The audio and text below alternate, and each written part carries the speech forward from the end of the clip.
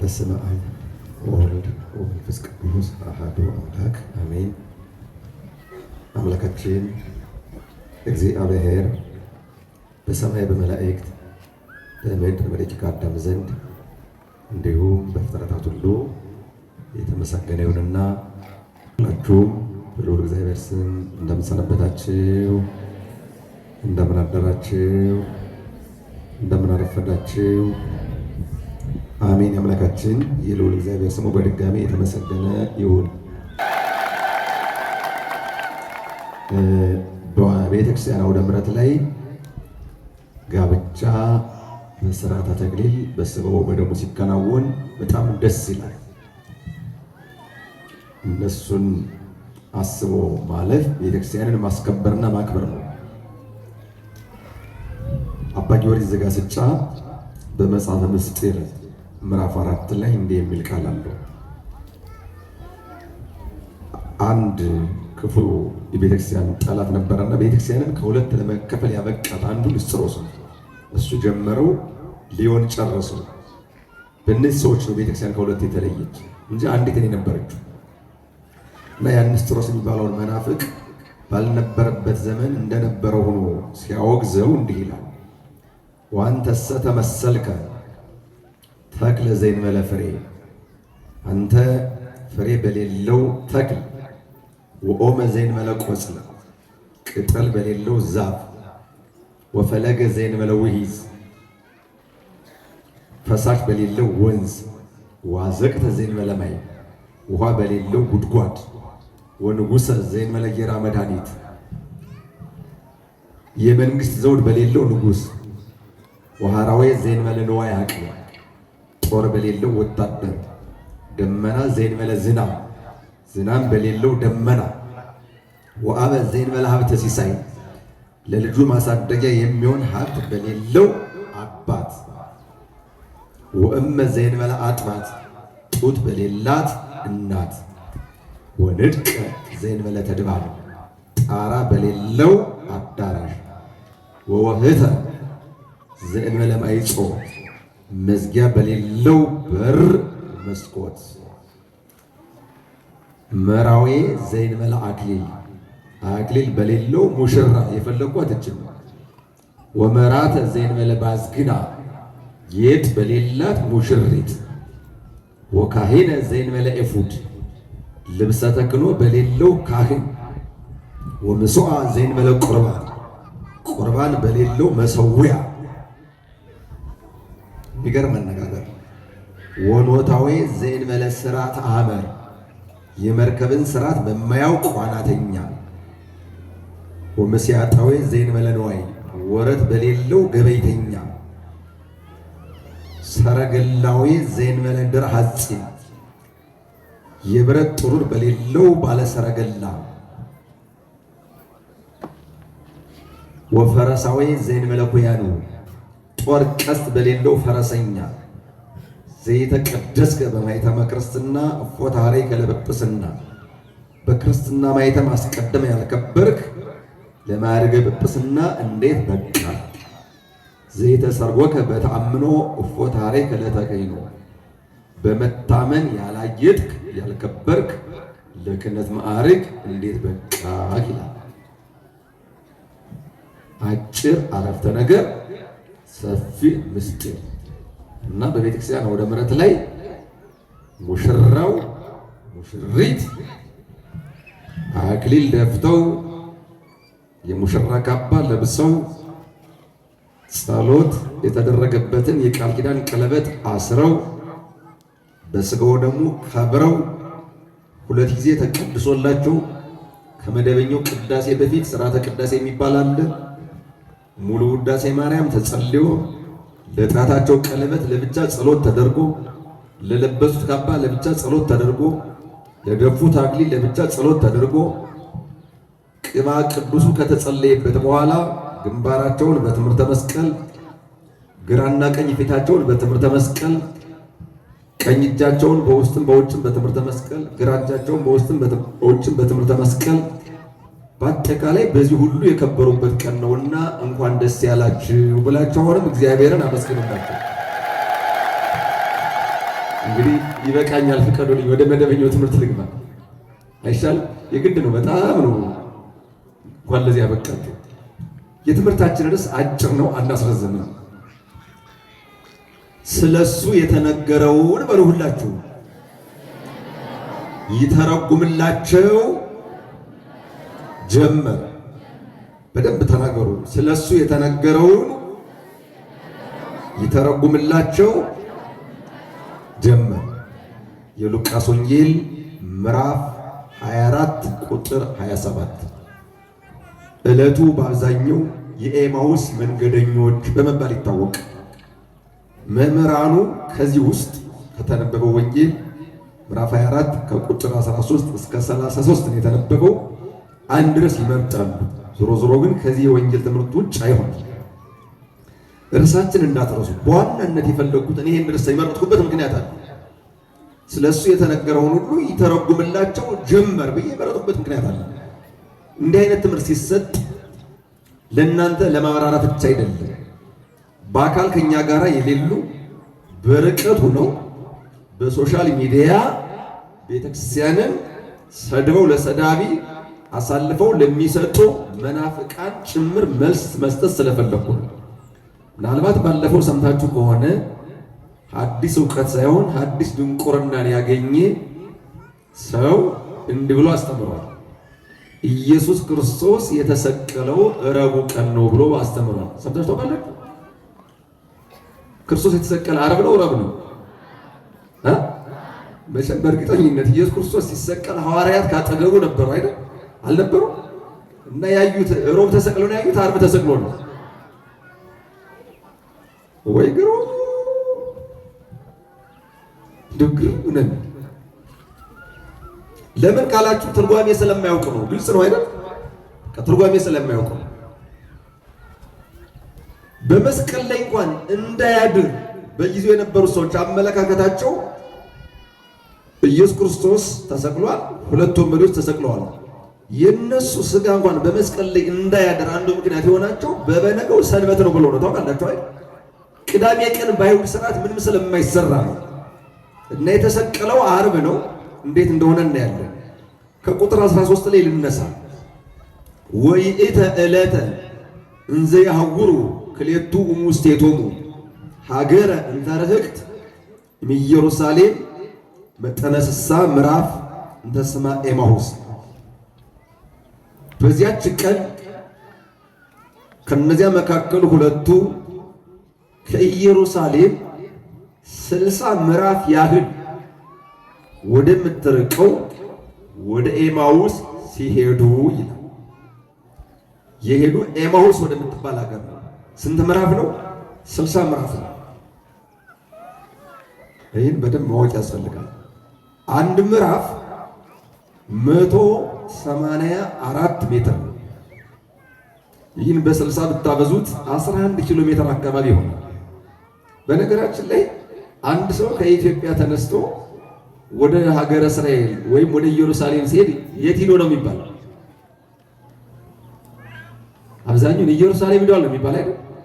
እሺ፣ አንድ ሰው ከአሜሪካን ሀገር ተነስቶ ወደ ኢትዮጵያ ቢመጣ ወደ ኢትዮጵያ መጣ ነው የሚባለው ወይስ ወደ አዲስ አበባ? ከዚህ ያሉት ማለት ነው። አሜሪካን ሀገር ያለ ሰው ዜግነቱ አሜሪካዊ ነው። ወደ ኢትዮጵያ ቢመጣ ከዚህ ያሉት ሰዎች ወደ መሪ ስላሴ ሄደ ነው የሚሉ ወይስ ወደ ኢትዮጵያ ሄደ ነው የሚሉ? ወደ ኢትዮጵያ ሄደ ነው የሚሉ አይደል? እንደው ዝቅ ቢል ወደ አዲስ አበባ። ኢየሩሳሌም ማለት ልብ ነው። በመጽሐፍ ቅዱስ ትልቁን ስፍራ ስለያዘች ነው እንጂ በቦታ ትንሽ ናት። በነገራችን እስራኤል ሀገር ናት። መካከለኛው ምስራቅ ላይ ያለች ሀገሩና ግን ስፋቷ የዚያን ያክል ነው። ኢየሩሳሌም ደግሞ በጣም ትንሿ ናት። በቦታ ጠባብ ትንሽ ትሆን እንጂ በመጽሐፍ ቅዱስ ታሪክ በኢየሩሳሌም ግን የከበረ አታገኙ። ለዚህ ነው አሁን ከኢየሩሳሌም እስከ ኤማሁስ ስንት ኪሎ ሜትር ነው አልኳችሁ? 11 ኪሎ ሜትር። ምናልባት ከዚህ እስከ ፒያሳ ስንት እንደሆነ አላውቅም። ይህን እንድትገነዘቡ ትፈልጌ ነው። እና ወደዚያ ሲሄዱ ምን ይላሉ? ወይ ተናገሩ በበይናት ይሆኑ በእንተ ሁሉ ዘኮነ፣ የሆነውን ነገር ሁሉ እርስ በርሳቸው ይነጋገራሉ። ወንዘ እሙንቱ ይተናገሩ ወይ ታሰሱ ወለዝንቱ፣ እነሱ ይህን ሲነጋገሩ ይህንም ነገር ሲመራመሩ ቀርቦሙ እግዚእ ኢየሱስ ወሆረ ምስሌሆሙ ጌታችን ኢየሱስ ክርስቶስ ቀርቦ ከነሱ ጋር ሄደ። ወተሄዛ አዕይንቲሆሙ ከመ ኢያእመርዎ ነገር ግን እንዳያውቁት አይኖቻቸው ተጋረዱ፣ ማወቅ አልቻሉም። የዓይነ ሥጋ ጉዳይ አይደለም፣ ዋናው ዓይነ ልቡና። ወይቤሎሙ እግዚእ ኢየሱስ ምንትኑ ዝንቱ ነገር ዘትትናገሩ በበይናቲክሙ እንዘ ተሐውሩ ትኩዛኒክሙ በትካዜ እየሄዳችሁ እርስ በርሳችሁ የምትነጋገሩት ይህ ነገር ምንድነው አላቸው። እንዲህ የሚላቸው ማን ነው? ራሱ ኢየሱስ ክርስቶስ። እነሱ የሚነጋገሩትን ሰምቷል። አሁን እንዲህ ብሎ ጠየቃቸው። እሱ እንዲህ ብሎ ሲጠይቃቸው ወአውሳ አሐዱ እምኔሆሙ ዘስሙ ቀለዮጳ ሁለት ናቸው ሰዎቹ። በነገራችን ላይ በትርጓሜ ሉቃስና ኒቆዲሞስ ናቸው። ትንሣኤውን ማመን ለሁሉም ከባድ ነው የነበረው። አሁን ኒቆዲሞስ በዕለተ ዓርብ ገንዞ ቀብሮታል። ትንሣኤውን ማወቅ ከባድ ነው የነበረው። ታውቃላችሁ ወይ? በጣም ከባድ ነው። እና ከነዚያ ከሁለቱ ደግሞ አንዱ ዘስሙ ቀለዮጳ ማለት ሉቃስ ነው። እንዲህ አለው። ምንድነው ያለው ኢየሱስ ክርስቶስ? አንተኑ ለባሕቲትከ ነግድ ለኢየሩሳሌም የኢየሩሳሌም እንግዳ አንተ ብቻ ነህን? ወያእመርከኑ ዘኮነ በውስቴታ በዝንቱ መዋዕል በዚያ ወራት ወይም በዚህ ወራት በኢየሩሳሌም በዚች ሀገር ውስጥ የሆነውንስ አላወቅምን? እንደዚህ የሚለው ማን ነው? ኢየሱስ ክርስቶስ ነው። ይደንቃሉ። ክርስቶስን እንዲህ ነው ማን? ሉቃስ። ከዚያ በኋላ ጌታችን መልሶ ጠየቃቸው። ወይቤሎሙ ምንትኑ ውእቱ ምንድነው ነገሩ ምንድነው አላቸው። ወይቤልዎ በእንተ ኢየሱስ ናዝራዊ ስለ ናዝሬቱ ስለ ኢየሱስ ክርስቶስ ነው እንዲህ የምንነጋገረው እንዲህ የምንለው። ብእሲ ጻድቅ ማለት እውነተኛ ሰው፣ በትርጓሜው የባሕርይ አምላክ የሆነ ነገር ግን እሱ መሆኑን አላወቁም። ወነቢይ መምህር ዓለም የሆነ ዘኮነ ካህሌ በቃሉ ወበምግባሩ በቅድመ እግዚአብሔር ወበቅድመ ሰብእ በቃሉ በስራው በእግዚአብሔርና በሰው ፊት ሁሉን የሚችል የሆነ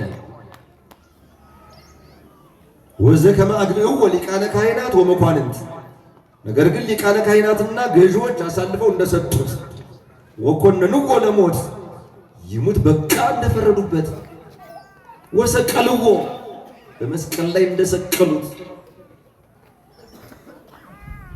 ወንሕነሰ ነአምን ቦቱ ከመ ውእቱ ሀለወ ያድኅኖሙ ለእስራኤል እኛ ግን እስራኤልን እንደሚያድናቸው እናምንበታለን። እኛ እናምንበታለን። ወሆ እምአንስትሂ እለ አንከራ ወነገራነ ከሴቶችም አድንቀው የነገሩን አሉ። እለ የሳሀበ መቃብር አቤት የኛ ሊቃውንት እኮ በጣም የሚገርም የመምህራን መዝሙሩን እንግዲህ ያስታውሱት። ወንጌሉም እንዳይቀር ማርያም መግደላዊትም እንዳትቀር ይሄ የሆነው በትንሣኤ አይደል? መዝሙሩ ወእሑድ ሰንበት አይደል? በጣም የሚገርም እኮ አድርገው ያገናኙት።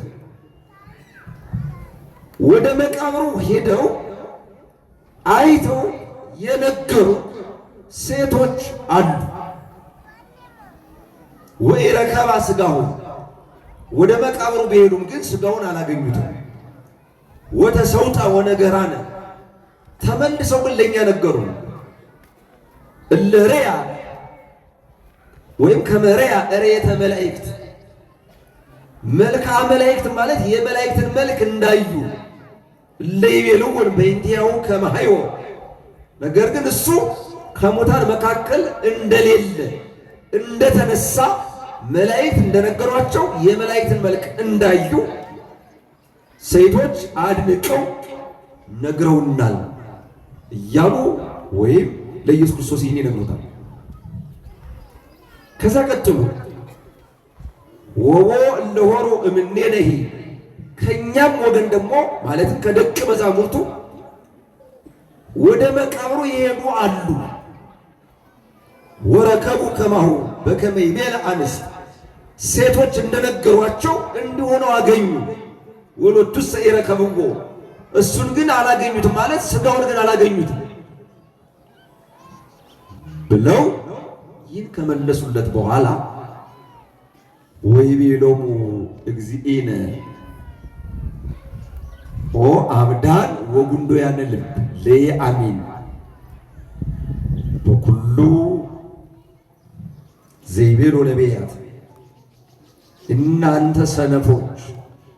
እንግዲህ ኒቆዲሞስ ሰነፍ ከተባለ፣ ሉቃስ ሰነፍ ከተባለ ደግሞ እኛ ምን እንደምንባል ደግሞ አቅማችን እንወቅሽ። በአቅማቸው እነሱ ይሁን እየተናገሩ ነው፣ ዘርዝረው ተናግረዋል። ነገር ግን ትንሣኤውን ለማመን ስለዘገዩ እናንተ ሰነፎች፣ ነቢያት የተናገሩትን ሁሉ ለማመን ልባችሁ የዘገየ እናንተ ሰነፎች ምን ሆናችሁ ነው? አኮኑ ከመዝ ጽሑፍ ከመሃለው ለክርስቶስ ይትቀተል ክርስቶስ ይገደል ዘንድ ወይም ውስተ ሰባቲሁ ወደ ክብሩ ወደ ጌትነቱ ይመለስ ዘንድ በመጽሐፍ ተጽፎ የለምን? ወሐዘ ይፈክር ሎሙ እምነ ሙሴ ወይም ዘሙሴ ይላል ወዘነቢያት ወእምኩሉ መጻሕፍት ዘበእንቲአሁ ከሙሴና ከነቢያት ከመጻሕፍት ሁሉ ስለሱ የተነገረውን ይተረጉምላቸው ጀመር። ምን ይላቸው? ይተረጉምላቸው። ትርጓሜ ምመና ወርቅ ነው። ወርቅ ሜዳ ላይ አይገኝም። ወርቅ የሚገኘው ተቆፍሮ ነው። እንደምታውቁት ትክክለኛው ወርቅ የሚገኘው አንዳንድ ጊዜ ዓለም አቀፍ እውቅና ባላቸው ኩባንያዎች ወደ ስንት ኪሎ ሜትር ተቆፍሮ ወርቅ ዝም ብሎ ሜዳ ላይ አይገኝም። የቤተ ክርስቲያኒቱ የወርቅ ክምችት ስፍር ቁጥር የለውም። እንደውም በመጽሐፈ ኢዮብ ምዕራፍ 28 ቁጥር 19 ላይ አንድ የሚገርም ቃል አለ። ወሰሐባ ለጥበብ ከመ ዕንቁ በአምጣነ ኃይልከ ጥበብን በምትችለው መጠን ከዕንቁ ይልቅ ውደዳት፣ አቅርባት። ማንን? ጥበብን። ወኢይትሬያ ተንከራ ዘኢትዮጵያ ሌላው ይቅርና ጥበብን የኢትዮጵያ ወርቅ እንኳን አይተካከላትም ይላል። የኢትዮጵያ ወርቅ እኮ የተለየ ነው። እኛ በጭቃ እንጣላለን እንጂ ሰላም ቢሆን ኖሮ በጣም የሚገርም ወርቅ አለ። መጽሐፈ ኢዮብ ምዕራፍ 28 ቁጥር 19 ላይ ተመልከቱት። ማት ወርቅ ያለበት ቦታ አለ። ነገር ግን ስንጨቃጨቅ ወርቁን ሳናገኘው በጭቃ እንጣላለን። መጨረሻ ላይ እኛም ጭቃ እንሆናለን። እግዚአብሔር ሁላችንም ለንስሐ ሞት ያውቃል። እና ትርጓሜ በጣም ወሳኝ። በሌላ አነጋገር ነው ከመናፍቅ ትርጓሜ ከትንባሆ ልምላሜ የለም የሚባለው። ኢየሱስ ክርስቶስ ግን ይህን ሁሉ ከነገሩት በኋላ ይተረጉምላቸው ጀመረ። ከማን? ከሙሴ። ሙሴ ብሎ ተናግሯል። ሰው እንደሚሆን አዳም ከኛ እንዳንዱ ሆነ ብሎ ተናግሯል። ዘፍጥረት 3:22 ነቢይ ያነስ ለክሙ ማዊክሙ ዘከማይ እንደኔ ያለ ነቢይ ከእናንተ መካከል ያስነሳላችኋል ወሎቱ ስምዎ ዘዳግም 18:18 ይህን ተናግሯል። ሌላውን በጣም ብዙ ተናግሯል። ብዙ የትርጓሜ መጻሕፍት የነቢያት ትንቢት። በነገራችን ላይ ነቢይ ሆኖ ስለ ኢየሱስ ክርስቶስ ሰው መሆን ሳይናገር ያለፈ አንድም የለም። ሁሉም ነቢያት ተናግሯል። ካልተተረጎመ ግን አይታወቅም። ኢየሱስ ክርስቶስ ይህን የተረጎመላቸው ከዚያ በኋላ ይርቃቸው ጀመረ። ተረጎመላቸው፣ አስረዳቸውና ይርቃቸው ጀመረ። ይርቃቸው ጀመረ በሉ እስኪ። እየሰማችሁ ነው? ይርቃቸው ጀመረ። ከዚያ በኋላ እነሱ ምን አሉት? ዋገበርዎ ወይቤልዎ ንበር ምስሌነ ከኛ ጋራ እደር ብለው ግድ አሉት። እሱ እኮ ርቋቸው ነበረ። እነሱ ደግሞ የለም ከኛ ጋር ነው የምታድር። ከነ ምክንያቱ ነው ሉቃስ ያስቀመጠው። እንዴት? እስመ መሲሕ ወተቆልቆለ ፀሐይ መሽቷልና ፀሐይም ዘግዝቋልና። ከተማ ላይ ያደገ ትውልድ ብዙ ላይ ረዳ ይችላል። ገጠር ላይ ያ ቅዱስ ዘመን በነበረበት ሰዓት በዚያ በወርቃማው ዘመን ታውቃላችሁ፣ ከመሸ የመጣ እንግዳ ሄድ ነው የሚባል እደር ነው የሚባል። ከነ ምክንያቱ ምንድን ነው የሚባል? ልሄድ ነው ሲል ምንድን ነው የምትሉት? መሽቷል ነው መሽቷል። ልክ እነዚህ ሰዎች አሁን ኢየሱስ ክርስቶስን መሽቷል፣ ፀሐይ ዘግዝቋል፣ እንዴት ትሄዳለህ? እባክህ እደር ግድ አሉት ይላል። ግድ ሲሉት እሱ ደግሞ በሚገርም ሁኔታ ከነሱ ቤት ሊያድር ገባ ይላል። አይገርማችሁ? እንዳንድ እንግዳ ሲገለግሉት ገብቶ ከነሱ ቤት አደረ። በጣም ይደንቅ እኮ። ወምዝን ዘይረፍቅ ምስሌሆሙ ነሣ ኅብስተ ባረከ ወፈተተ ወወሀቦሙ። ከዛ በኋላ ከነሱ ቤት ገባ፣ ተቀመጠ። ከነሱ ጋር ተቀምጦ ሳለ እንጀራ ቀረቡለት፣ ባርኮ ሰጣቸው። ወተከስተ አዕይንቲሆሙ ያን ጊዜ የማያይ አይናቸው ተገለጠላቸው። ማለት አወቁ፣ አይመርዎ አወቁት።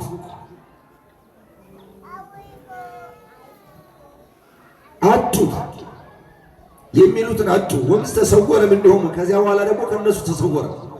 ከነሱ ሲሰወር ምን አሉ? ወይቤሉ በበይናቲሆሙ አኮኑ ይነድደነ ልብነ ወይነግረነ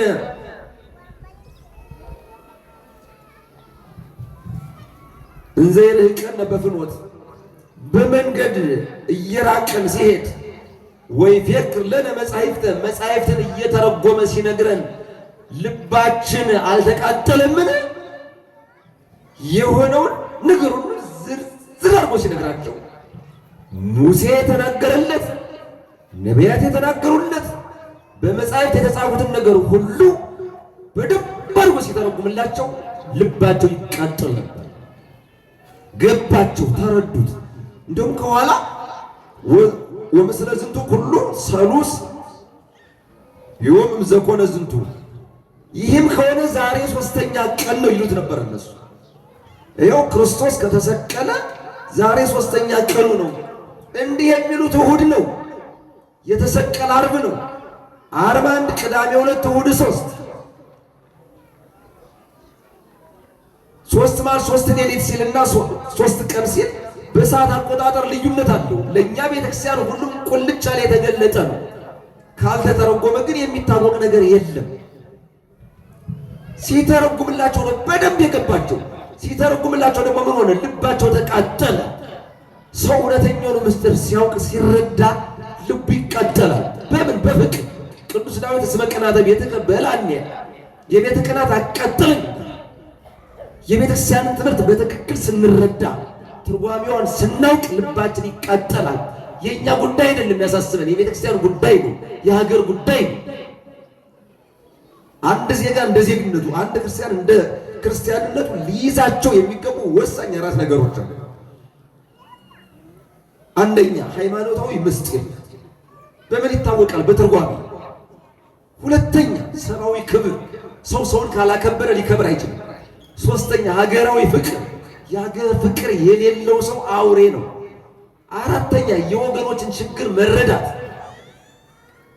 አንድ ሰው የሚባለው አሁን ባልኳችሁ ልክ ሲኖር ነው። ሃይማኖታዊ ምስጢርን ያላወቀ፣ ሰብአዊ ክብር የሌለው፣ ሲሳደብ አሳፋሪ፣ ሲገድል ከሰይጣን ያላነሰ፣ ለሀገሩ ምንም ደንታ የሌለ፣ ምስጢር ካላወቀ እንደፈለገ ቢሰደብ የማይቆጨው። ሰዎች እኮ ደፋር ናቸው። ታክሲ ውስጥ እኮ ብቻቸውን እየሰበኩ ይሄዳሉ። አልገጠማቸው? አንዲት ቃል ስትነሳ ያውም ባዶ። መጽሐፍ ቅዱስ ትርጓሜ አያስፈልገውም ትላለች አሉ አንዲት የሌላ ሃይማኖት ተከታይ። በቃ በቃ በላ በላ ነው፣ ጠጣ ጠጣ ነው፣ ለበሰ ለበሰ ነው። ስለዚህ ምንም ትርጓሜ ያስፈልገው ምንም ያው እሺ በላ በላ ነው፣ አዎ ጠጣም ጠጣ ነው። በእንግዲያማ የሳሙኤል እናት ሐና ወተላለ ቀርኔ በአምላኬ ወመድኃኒቴ ቀንዴ በአምላኬና በመድኃኒቴ ከፍ ከፍ አለ ብላለች። እንደዚህ ያለች ማናት? ሐና ናት። አንዲት ሴት ናት፣ የሳሙኤል እናት። ከፍ ከፍ አለ ያለች ምን ነው? ጆሮዬ ነው ያለች? ቀንዴ ነው። ቀንድ ያለው ሰው አለ? እስኪ ንገሩ። እንደው በዓለም ላይ ቀንድ ያለው ሰው አለ? መቼም ቀንድ ያለው ምን እንደሆነ ይታወቃል። እና አሁን ያና ሐና ወይም የሳሙኤል እናት ሐና ቀንዴ ከፍ ከፍ አለ ብላለች። ቀንድ አላት ማለት ነው ሆነ ሲላት፣ አትሊስት ይሄ እንኳን ትርጓሜ ሊያስፈልገው ይችላል። አትሊስት ሁሉም ትርጓሜ ያስፈልገዋል። ትርጓሜን ያስተማረ ማን ነው? ራሱ ኢየሱስ ክርስቶስ። ለማን? በፊት ለሐዋርያት በማቴዎስ ወንጌል ምዕራፍ 13 ላይ እሱ የክረምት ትምህርት ነው፣ ወደዚያ አልሄድም ፈቅር ለደብለውታል። አሁን ደግሞ ሉቃስና ኒቆዲሞስ እያወሩ ሲሄዱ እንዲረዳቸው ምን ይልላቸው ጀመር? ይተረጉምላቸው ጀመር።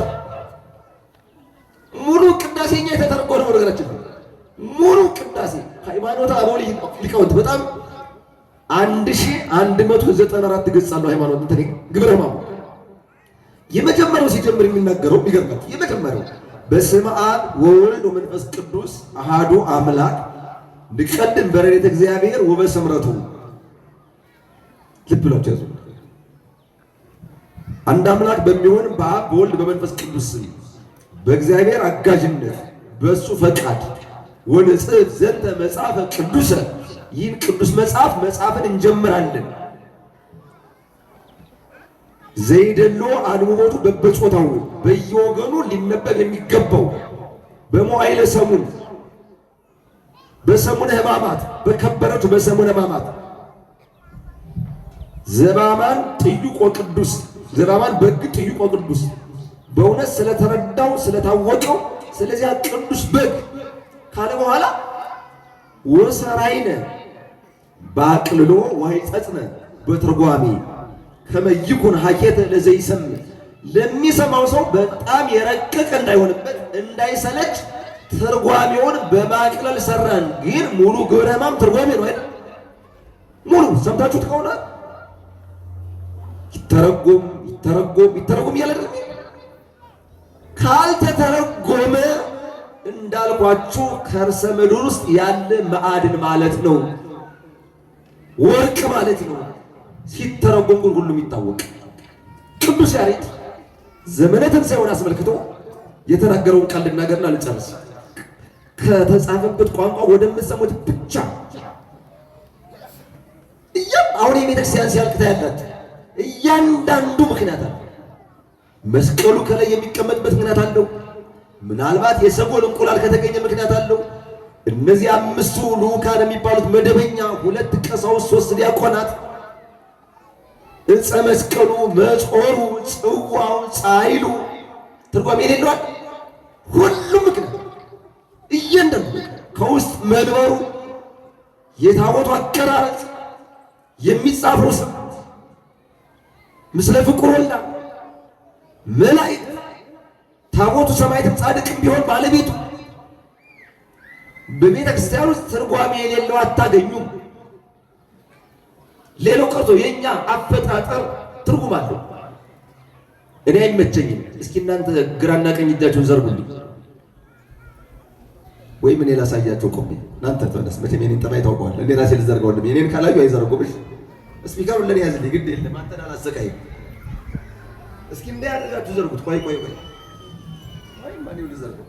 እንዲህ አድርጋችሁ እንዲህ ስንዘረጋው እኛ ምንድነው መስቀል ነን አይደል? በመስቀል አምሳል የፈጠረውን ሰው በመስቀል ተሰቅሎ ነው ያዳነው። እግዚአብሔር ያክብር። ሁሉም ነገር ተቆጣ። ሃይማኖታችን የገለጠልን ራሱ መንፈስ ቅዱስ ነው። አንድ ተራ ፈላስፋ አይደለም። የግሪክ ፈላስፋ፣ የሮም ባለስልጣን፣ የፋርስ ጠንቋዮች፣ የግብፅ ጠንቋዮች፣ የባቢሎን ጠንቋዮች የሃይማኖታችን ጠፈር መሰረት ራሱ ባለቤቱ ቅዱስ ያሬድ እንዲህ ጠፈረ ጽድቅ፣ ጠፈረ ሃይማኖት መንፈስ ቅዱስ ውእቱ። የእውነት ጠፈር ማለት በዚህ አነጋገር አሁን ይሄ ቀና ብለን የምናየው ሰማይ ጠፈር ይባላል። ነገር ግን ደግሞ በሌላ ትርጓሜ ጽራርያም የሚባል የመጨረሻው ሰማይ አለ፣ እሱም ጠፈር ይባላል። ለዚህም ጥቅሱ ይጸውር ድደ የነብር ጠፈረ ቅዳሴ ሰለስቱ ቤት ላይ ይጸውር ድደ ከታች መሰረቱን ይሸከመዋል፣ ከላይ ደግሞ ጠፈር ላይ ይቀመጣል ማለት ጽራርያም ላይ ይቀመጣል። ስለዚህ የእውነት የጽድቅ ጠፈር ጣራ መደምደሚያ ማን ነው? መንፈስ ቅዱስ ነው። ጠፈር ሃይማኖት፣ የሃይማኖት ጠፈር ማን ነው? መንፈስ ቅዱስ ነው። ኢየሱስ ክርስቶስ እምሰማያት እምኀባቡ ወረደ መንበሩ ዘያርቅ ሶበ ይወርድም ሰማያት። አካላዊ ቃል ከባሕርይ አባቱ ካብዝም ከሰማያት ኋላ ሥጋን ተዋህዶ ኢየሱስ ክርስቶስ የተባለው ወደዚህ ዓለም መጣ ወረደ። ሲወርድ ግን ከሰማይ ወደ ምድር በወረደበት ጊዜ ከዙፋኑ አልተለየም። ይሄ ነው ረቂቅ። መላእክት ታኩተ ከሰማይ ወደ ምድር ሰውን ለማዳን ቢወርድም በአጭር ቁመት በጠባብ ደረት ቢወሰንም መላእክት ግን አመሰገኑት ወይም ከመላእክት ዘንድ ተመሰገነ። ለማርያም አስተራያ ለድንግል ማርያም ተገለጠላት፣ ታያት።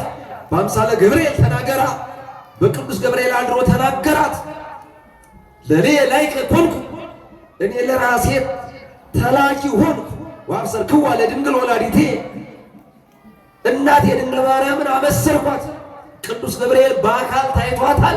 እግዚአብሔር ቃል በቅዱስ ገብርኤል አድሮ ተናግሯታል። ዘኢስእሎሙ ለሕፃናት በውስተ ማኅፀን በከርሰ ስእለ ሕፃናትን በእናታቸው ማኅፀን የሚቀርጻቸው አንድ ሕፃን በተጸነሰ በ40 ቀኑ አካል ዘያክል ይቀረጽለታል። አካል ዘያክል ማለት ዓይን፣ ጆሮ፣ አፍንጫ፣ አፍ፣ እጅ፣ እግር። ሕፃኑ በተጸነሰ በ40 ቀኑ በእናቱ ማኅፀን ዓይን የፈጠረለት ሐኪም ነው? ጆሮ የፈጠረለት ሐኪም ነው? እጅ እግር የፈጠረለት ሐኪም ነው ወይስ እግዚአብሔር ነው? ማን ነው? እግዚአብሔር ነው። በእናታቸው ማኅፀን ለሕፃናት እንዲህ ያለ አካልን ሰጥቶ የሚቀርጽ የሚፈጥር አምላክ እሱ ደግሞ በድንግል ማርያም ማኅፀን ልክ እንደ ሕፃኑ ሆኖ ተቀረጸ ማለት ተገኘ። ሕፃኑ ነው ተገኘ። ወከመ ሰብእ ተመሰለ እንደ ሰው ሆነ። ማየሰአለ ከመ ትሑት ለሊሁ የሐውር ዲበ ባሕር። ይገርማል። የዘመነ ትንሣኤ ቀለም ነው። እሱ በባህር ላይ የሚራመድ ሲሆን ነገር ግን ከውሃ ምንጭ ውሃ ለመነ። በምን ላይ የሚራመድ? በውሃ ላይ እየተራመደ ውሃ ለመነ። ለዚህ የበለጠ የሚደንቅ ነገር አለ? ልመና በውሃ ላይ እየዋኘ አይደለም ሄደው፣ እየተራመደ ነው።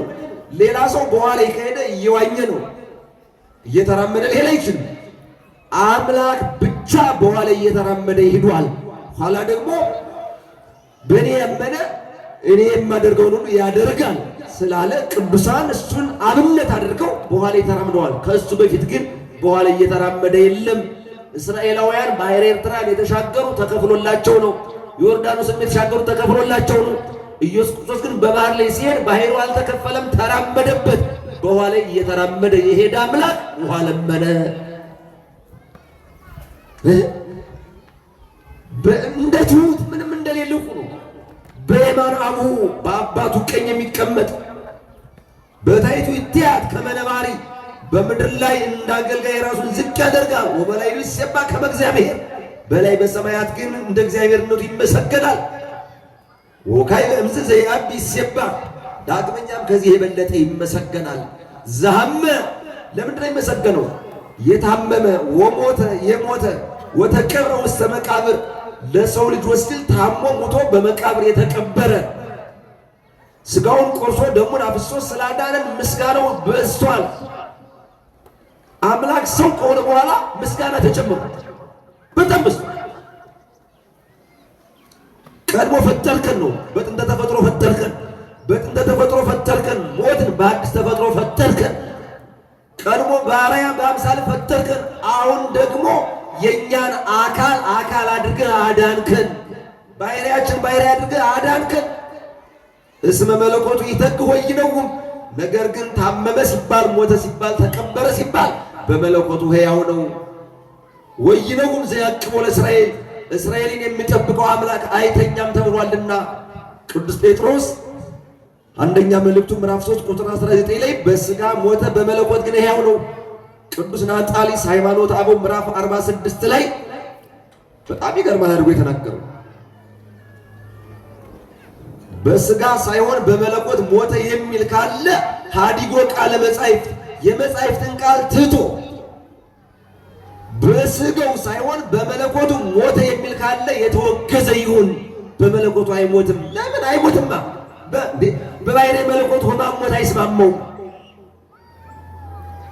ሐመ ታመመ ወሞተ ሞተ ወተንሥአ በሳልስት ዕለት በሦስተኛው ቀን ተነሳ። በስንተኛው ቀን? በስንተኛው ቀን? ልብ ብላችሁ ቁጠሩ። አሁን ረቡዕ አንድ በሉ። ኧረ አይናገሩም። ረቡዕ ተሳስቷል ብላችሁ ነው። አልተሳሳትኩም። ረቡዕ ሐሙስ ስንት አላችሁ? ሐሙስ፣ ዓርብ፣ ቅዳሜ፣ እሁድ አምስት። የተነሳ በሦስተኛው ቀን ነው በአምስተኛው ቀን? ክርስቶስ የተሰቀለ ዓርብ ነው ወይስ ረቡዕ ነው? ታዲያ ታምቶት ነው አዲስ ድንቁርና ደግሞ በሀገራችን የሚያሰራጭ። የተሰቀለ ዓርብ ነው፣ የተነሳ እሁድ ነው። ስለዚህ በሦስተኛው ቀን በሦስተኛው ቀን ግልጽ እኮ ነው። እለተጽዋ ነፍሳት አግዓዝ እምሲኦን ተማርከው የነበሩትን ነፍሳት 5500 ዘመን በመንጸፈ ደይን ወድቀው በእግረ አጋንንት ተጠቅጥቀው ሰይጣን በጥርሱ እያላመጣቸው እየነከሳቸው በቀንዱ እየወጋቸው በእግሩ እየረገጣቸው የጨለማ መጋረጃ ጋርዶ ሲያሰቃያቸው የነበሩትን ነፍሳት የታሰሩት 5500 ዘመን ገነት ተዘግታ የሲኦል በር ብቻ ተከፍታ ከዚህ የነበሩትን ነፍሳት ነፃ ወጣቸው። ሰበከሎሙ ግእዛነ ነፃ አውጥቶ ነፃነትን ሰበከላቸው። ኧረ ልብላችሁ አመስግኑት። እንዲሁ እስኪ አስቡ። በእውነት እንደው ችግር አልደረሰባችሁም? የታሰረባችሁ ወገን የለም? 20 ዓመት ሲፈረድበት አያሳዝንም? 30 ዕድሜ ልክ ሲፈረድበት 15 ዓመት ሲፈረድበት እንደው እስኪ አስቡት። ነፍሳቱ እኮ የተፈረደባቸው 5500 ዘመን እኮ ነው። ከዚያ ነፃ ያወጣን ማን ነው? መድኃኔዓለም ኢየሱስ ክርስቶስ። ወሰበረ ኅዋተ ብርት እንዴት አድርጎ የራሱን በር ሰብሮ ወቀጥቀጠ መናስክተ ዘሐፂን የብረቱን ሞሮሪያ ሰብሮ ወቅትራተ ዘብርት ሰበረ ያን የብረቱን ችንካር ሰብሮ ነፃ አወጣን። በዚህን ሰዓት ያ ክፉ ገዥ ሲያዩት ለዓይን የከፋ ለአፍንጫ የከረፋ ሁለንተናው የሚያስጠላ ሰይጣን እንዲህ ብሎ ጮኸ። ወፀራ መልአከ ሞት እንዘይብል አይ ውእቱ ዝንቱ በዚህኛው ነው እለሊተ ተውባኒ ነፍሳተ የሐይደንዮን በእኔ ስልጣን ተይዘው የነበሩ ነፍሳትን የሚቀማኝ ይህ ማን ነው? እነዚህ ነፍሳት የነበሩ በእኔ ስልጣን ተይዘው ነው። በእግሬ እርግጥ በእጄ ጭብጥ አድርጌ ይዣቸው ነበረ። አሁን ግን እነዚህን የሚቀማኝ የሚነጥቀኝ ማን ነው? አይ ውእቱ ዝንቱ ዛነ ሥጋሁ እይክል ለኪፎቶ ሥጋውን መዳሰስ መንካት የማይቻለኝ ይህ ማን ነው? አንዳንድ ሞኝ ከቆረኩ ዓይኔ ይጠፋል ይላል። ኧረ እንዲህ ያሳዝናል እኮ ያሳዝን። አሁን ቅድም በወንጌሉ ህብስቱን ባርኮ ሲሰጣቸው ዓይናቸው ተገለጠ አይደል ያለ። የኢየሱስ ክርስቶስን ሥጋ ዲያብሎስ ሊነካው አልቻለም። የሌለውን ሁሉ ይነካ ነበረ፣ የክርስቶስን መንካት አልቻለም። ሥጋውን ደሙን በተቀበለ ሰው ላይ ሰይጣን አያድርምሽ። ዓይን ያበራል እንጂ ዓይን አያጠፋም። እግዚአብሔር ሁላችሁም ለቅዱስ ሥጋው ለክቡር ደሙ ያብቃን። እንዘይብል ዘመጠነ እስራት ያውዶ ይህን ያህል ብርሃን የሚከበው ይህ ማን ነው? ይገርማል። ሲኦል ውስጥ አንድ ቀን ብርሃን ታይቷል። በዚህ ዓለም ቀኑ ጨለመ፣ በሲኦል ብርሃን ታየ። ክርስቶስ በተሰቀለበት ቀን ቀኑ ጨለማ ሆነ፣ በተነሳበት ቀን ሌሊቱ ቀን ሆነ። ኧረ መድኃኔዓለምን አመስግኑት። ይህም ማንኮነ ሲነቦ በአካለ ነፍስ ወደ ሲኦል ወረደ። እለ ውስተ ሲኦል ጻኡ በሲኦል ያላችሁ ውጡ፣ ወእለ ውስተ ጽልመት ተከሰቱ በጨለማ ያላችሁም ተገለጡ ብሎ በሲኦል የመለኮቱን ብርሃን ሲነዛባት ዲያብሎስ ከነሰራዊቱ ተጨነቀና ይህ ብርሃን የከበበው ማን ነው? ማን ነው? መካህ ዘይወፅእ ኤዶም ወይም በሙሉ ንባቡ ብእሲ መካህ ዘይወፅእ ኤዶም የኢሳይያስ ትንቢት ነው። ነቢዩ ኢሳይያስ ከኤዶም የሚወጣ የሚያስመካ የሚመካ ብሎ የተናገረለት ወይታጸፍ አልባሰ ሰናይ አልባሰ ዘባሶር ንጹህ ልብስን ባሶር ማለት ስጋ ነው። የስጋ ንጹህ ልብስ ማለት ንጹህ ስጋ ማርያምን የተዋሃደ ይህ ማን ነው? ማነው? እንዲህ ያለ የሚቀባጥረው ነው ሰይጣን ነው። መጨረሻ ላይ ሲጨንቀው ሲጠበው ምን አለ? ዝኬ ውእቱ ክርስቶስ ዘይቅ ይዞቶ ሞት። ለካ ሞት ይዞ ሊያስቀረው የማይቻለው ክርስቶስ ነዋ። አይቴ ሀኖ በሕይወትከ ሞት ሞት ዲያብሎስ እንዲህ ከሆነ ድል መንሳት ወዴት አለ? ወአይቴ ሀኖ በሕይወትከ ቀኖት ቀኖት ድል መንሳት ወዴት አለ? ወቀኖቱ ሰለሞት ኃጢአት ውእቱ የሞት ግን ቀኖቱ መቸከረ ማለት ነው፣ ኃጢአት ነው። ክርስቶስ በቅንዋት ተቸነከረ። ታስሮ የነበረውን ሁሉ ነፃ ወጡ። ዓለም ዛሬ በኃጢአት መቸንከሪያ ተቸንክሯል። እንኳን የሀገራችን ሰላም የሌላው ሀገር ሰላም እንደሚያስፈልግ ባይራችን ቁልጭ አድርገን አይተናል። አላየን? አሁን እኮ እንደው ለኢትዮጵያ ብቻ አይደለም፣ ለካ እንደው ለኢራንም ባትወደንም ጸሎት ያስፈልጋል ብያለሁ። ለመላው ዓለም ራሱ ጸሎት ያስፈልጋል። ዓለም በኃጢአት ተቸንክሮ ተወጥሮ እንዳይፈታ ሆኗል። የምንፈተው ንስሐ ስንገባ ነው። ሁላችን ለንስሐ ሞት ያብቃል። እንዲህ ያለ ቀራጠር እዛ በኋላ ሊቁ ምን አለ? ወለ እግዚአብሔር በድጎ ሁለቱም አለው። ወዘ እግዚአብሔር ወለ እግዚአብሔር ያለው ወለ እግዚአብሔር ስብሐት ወክብር ዘወሀበነ ንማ በእንተ ኢየሱስ ክርስቶስ ልጁን ኢየሱስ ክርስቶስን ውረድ፣ ተወለድ፣ ተሰቀል፣ ሙት ብሎ እኛም በሱ አምነን በኢየሱስ ክርስቶስ ድል እንነሳ ዘንድ ድል መንሳቱን ለሰጠን ለእግዚአብሔር ክብር ምስጋና ይሁን።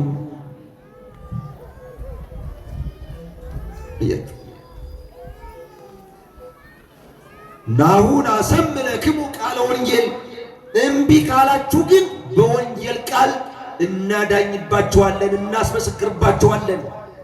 ዘይቤ አነ ውእቱ መንስኢ ወማሕየዊ ዮሐንስ ወንጌል ምዕራፍ 11 ቁጥር 25 ላይ ትንሣኤና ሕይወት እኔ ነኝ ብሏል። ዮሐንስ ወንጌል ምዕራፍ 6 ቁጥር 40 ላይ ያ ፈቃዱ የላከኝ አባቴ ፈቃዱ ወልድን አይቶ ያመነበት ሁሉ የዘላለም ድነትን ያገኝ ዘንድ ነው፣ እኔም በመጨረሻው ሰዓት አስነሳዋለሁ ይላል።